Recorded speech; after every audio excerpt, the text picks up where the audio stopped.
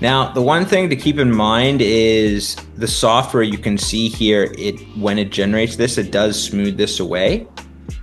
Now, I would say this is probably a little bit too severe. And what affects this is going to be this percentage. So if you turn this percentage down to 0, then it should follow the contours of your scan a lot more precisely.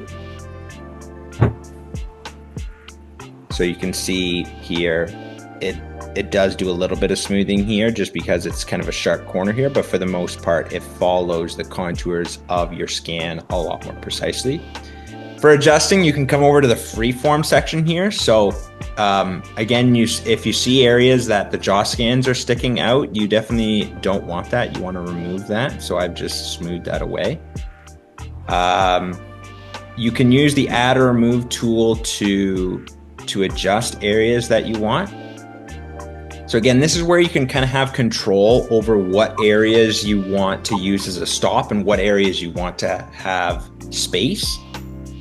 So if we assume that here on the buccal margin, the doctor's going to, the margin's currently here, but the doctor's going to trim it back so that it's down at our new crown lengthening. That means that instead of the shoulder being here, the shoulder is going to be here. And so then if we currently make our crown, there's going to be a gap right here.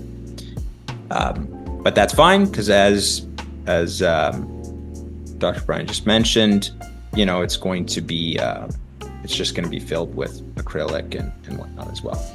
And depending on what they do on the lingual surface as well, will also determine if you want to make an extra gap. If you do want to manually add a gap, you can obviously add to the surfaces here, and that's going to create more of a cement gap. Because again, it's going to be this scan that's used to cut the fitting surface of the crown. But anyways, I think what we're mostly looking for now is we mostly want the crown to fit over the existing tooth surface, and the only areas that we're going to extend and that there's going to be a cement gap is down on the buccal margin area.